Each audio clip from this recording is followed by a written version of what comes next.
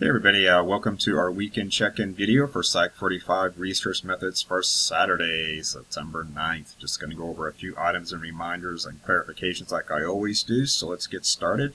First step here, your Unit 1 exam. Those scores have been posted there on Canvas. You should have gotten notification about that, so do check that out.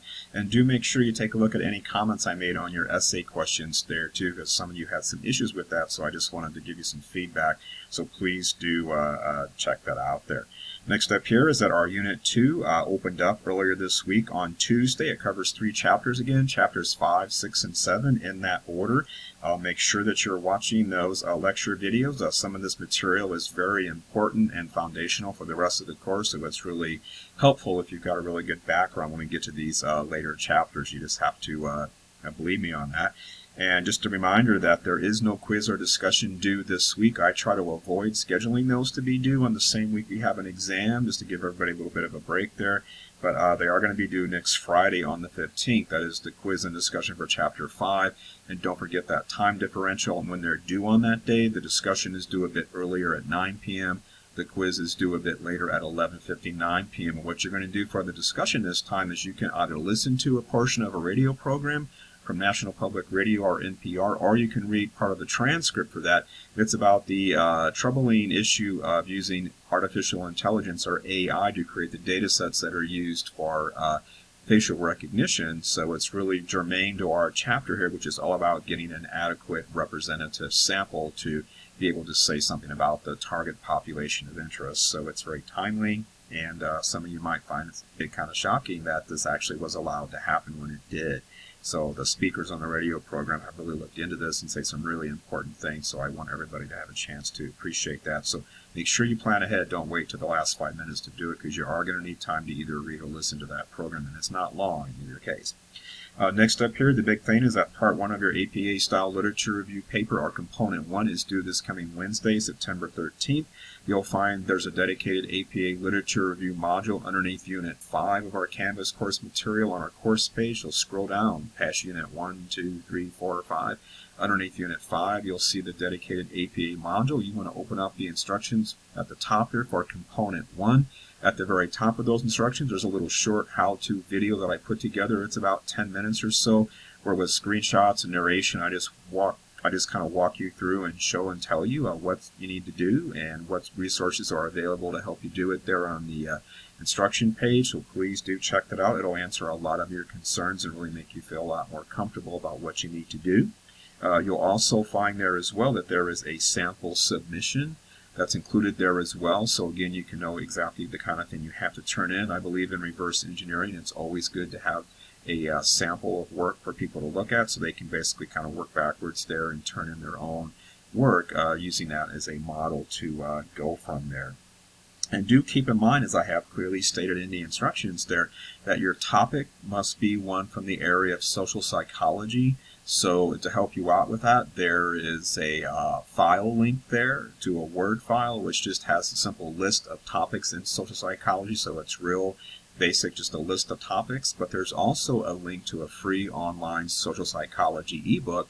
You can go ahead and just flip through that online and just see if you got some ideas about what you might want to cover. I'm assuming a lot of you have already taken this social psychology course. I teach that course myself, so if you've already had that course, you've probably got a pretty good idea of what you might want to do.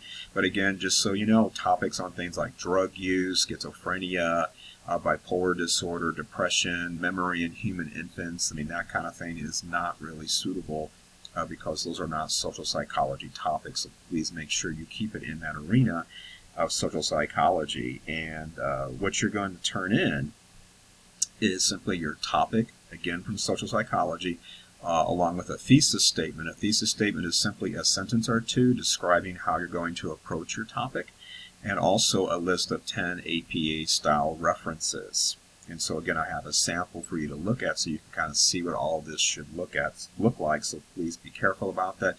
I've also included a couple of sample thesis statements right there directly in the instructions, so you can look at those as well. And when you put together your list of 10 APA-style references, these references, as I clearly state in the instructions, must be actual research studies, so psychology books, psychology-related websites, newspaper articles, magazines. Those are not research studies, and they are not suitable for this assignment, so please be careful about that. And they must be actually in APA style. So to help you out with that, you do have some resources to show you what APA style looks like there. Again, the sample is one thing you can look at there to give you some ideas, but also I have links to the FCC library website regarding APA style, and also don't forget you have your pocket guide to APA style that goes along with your textbook. There's the ebook version of that available, and the way you access it is easily there on MindTap. So go into the MindTap platform like you would normally do your assignments. Scroll down all the way to the bottom underneath Chapter 15. Underneath Chapter 15, you'll see a dedicated link for the Pocket Guide. Just click it open and you'll see all the chapters emerge, because I do reference in the instructions for this first part of the paper some chapters or sections in the Pocket Guide that will really be helpful to you, so you know what you're doing. So please be careful to use those. And one of the other things I do as well to help you locate these references that must be peer-reviewed research studies is that I recommend that you use a particular database that's available on our FCC library website. And so it's called EBSCO, or Academic Search Complete. I have an embedded file near the lower part of the instructions that just details how you use this database. It's very easy to use, and a couple of the nifty things about it, and this is why I recommend that you use it, is that it has a little box you can check where your searches for material or references will only return academic peer-reviewed research articles. So just read the instructions carefully I have on using the database, and you'll see that it's really simple. And also it has a nifty feature where this particular database will format any reference in APA style. And so again, I have details in that file on how to do that there. Just be careful, as I note in the instructions, that when you copy and paste that formatted reference over into your Word file, that nothing got changed, because I'm not a software engineer, but for some reasons in the original source something may be italicized, but when you paste it into a new document it loses that italicization. So I don't know why that happens, but just double check to make sure nothing got altered from the original when you paste things in. And I did say Word file because it must be submitted as a Word file, so PDFs, Google Docs, etc. are not acceptable. All of you have free access to Microsoft Word. On any Canvas course page, you'll see a link to Office 365. The college district has a contract with Microsoft, and so they get this free for all of our students, so there's no reason not to do it. So please don't turn in something in a different file format, because it will not be accepted for grading. And by the way, when you do turn in your submission, there is a dedicated submission area that you'll find in the APA Literature Review module. It's right below the instruction part there. You're going to upload your Word file to that area there, all the details you need, which are short, but it's all explained to you there in that submission area when you click it open there. So do follow those instructions, and you shouldn't have any problem uploading your file there. And it does allow you to upload more than one time in case you realized, oh, I uploaded the wrong file, or I need to correct something that I caught later after I uploaded. Just go ahead and upload another file. It'll tell me your most recently uploaded file, and that's the one I will use for grading purposes, so please no worries about that. And I also posted an announcement that, just getting back to the references, if you are having some trouble locating them and you want some extra help, the library has staff that can help you with that. You can schedule what's called a RAP session, R-A-P. I detailed that in my announcement that I posted recently, and they can meet with you virtually or in person, and they'll help you find what you need to find there. So just please use those resources, as I gave you everything I could think of that'll help you out. So it's on you to use them, and please don't wait to the last minute so you don't have any problem. And by the way, this is the easiest part, the least labor-intensive part of the paper assignment, because again, it's just a topic, thesis statement, and a list of references.